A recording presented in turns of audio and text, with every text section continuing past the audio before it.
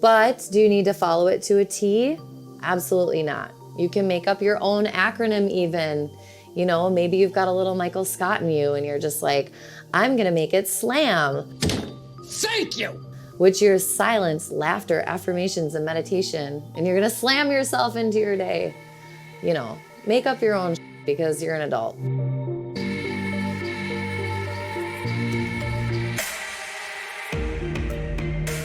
Hey, good morning, Misfits. Maybe you're listening to this in the afternoon, but today's episode is about miracle mornings. It's fall. We talked about this a little bit in the first episode of Transitions, and I think good mornings start with good mornings. Years ago, I read a book called The Miracle Morning. It really changed the way I thought about how to use my time and made me interested in becoming a morning person. I say interested in becoming a morning person. Those are the operative words. He lists a bunch of things you can do in the morning to really start your day off in the best way. He uses an acronym called SAVERS, which stands for silence, affirmations, visualization, exercise, reading, and scribing, which is writing. He recommends doing all these things in about an hour, the first hour of your day. It gives you all that time to yourself and really starts you off on the right foot. Most of the time we start our days kind of rushing and worrying about what we have to do, and then our nervous systems are all fired up and we start to lose energy instead of gaining it. So if we can take time to ourselves first thing in the morning or at some point in the day, take time to ourselves, we can fill our own cups and then have a full glass to pour from as the day's demands come. So the saying goes, you can't pour from an empty cup, right? So how do we fill it?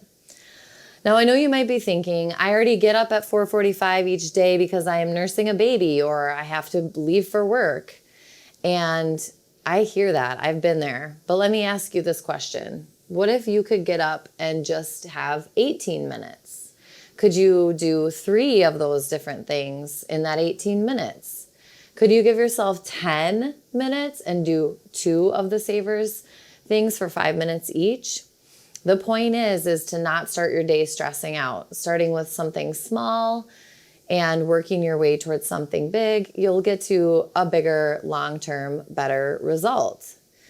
Oftentimes, a miracle morning is just out of reach, right? So we'll talk about that in a minute.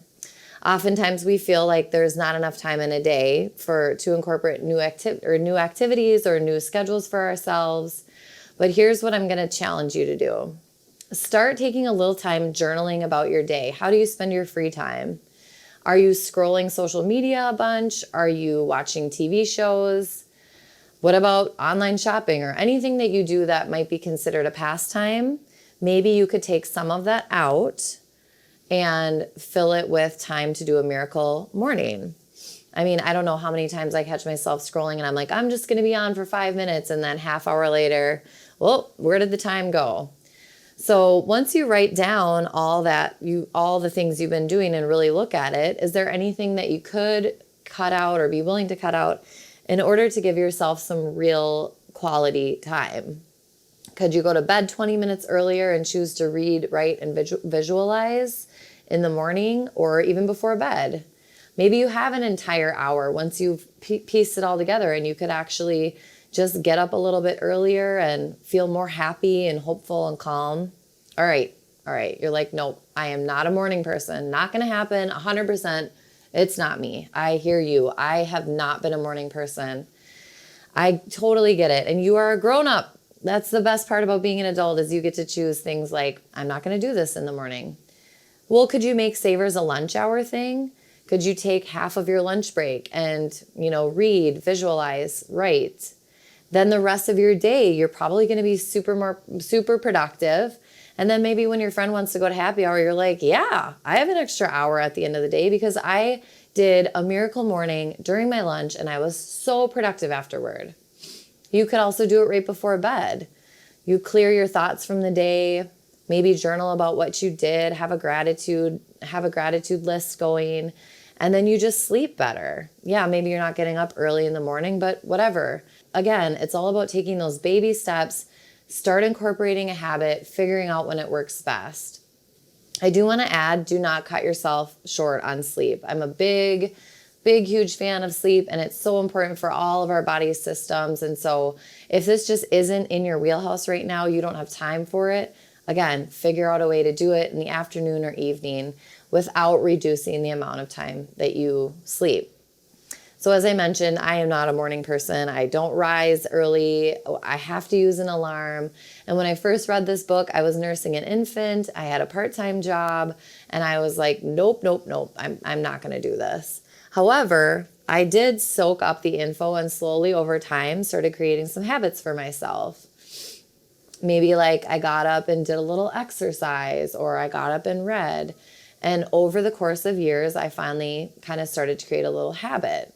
So if it's not for you right now, just keep this info in your mind and, maybe table it, and just remember you can start making a little habit for yourself. So I'm not a morning person, like I've said, but I did figure something out that works for me. I teach group fitness, and I decided to add into my schedule 2 super early morning classes to get up, and so I have to be there. It's my job. And I get up and I teach my classes, and I also end up meditating, usually doing a little bit of writing, and definitely some silence. It brings me so much joy. Those 2 days that I do those early morning classes are by far my best days, because I gave myself time before I had to start being a mom or anything else. And I oftentimes try to do another early morning, and I don't do it, but I keep trying. Once a week, I'm like, I can do this. I'll get one more day. It happens once in a while, but not all the time. And that's all good.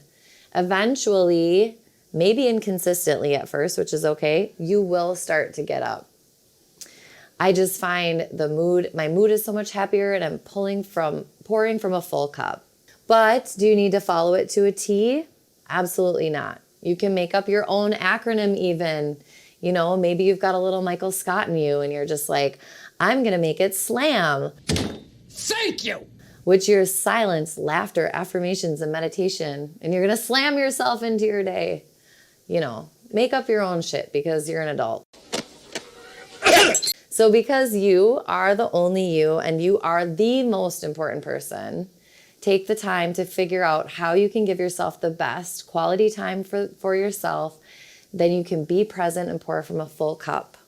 Honoring yourself in this way will undoubtedly leave you feeling happier, lighter, and more hopeful. So one last thing on miracle mornings. Are you worried that this just won't work? You can't find any time in your day to incorporate this gift of this little routine for yourself? Or you're thinking you really want to do it, but you're nervous about it? Find an accountability partner. Ask someone to get up with you, or ask someone to commit to doing this on their lunch break. They don't have to live with you. They could be a friend who has similar goals to gift themselves more productivity in their day. You can text each other when you get up, and maybe even read the same book together and talk about it. Or meet for a run, or, I'm going to say, go to the gym for your favorite group fitness class. Challenge your partner or even your roommate to do it with you. Though I will say, do sit in different rooms, because part of it is not to talk to each other and have a little silence. Maybe all you need to do is tell someone that you're going to do this, and that's enough accountability for you. For more information about this method, visit miraclemorning.com. He adds in some super fun workbooks and journals that are really useful.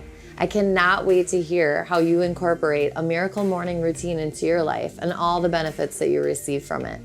Are you already enjoying a miracle morning or a similar routine using some of these acronyms? Maybe you're already doing some of this. I'd love to hear what you do, what works for you, maybe even what doesn't work for you, so make sure to comment below. MISSFIT Wellness is produced by Golden Oak Media. Be sure to subscribe to the channel and check out episode 1 that's all about transitions if you haven't done so already.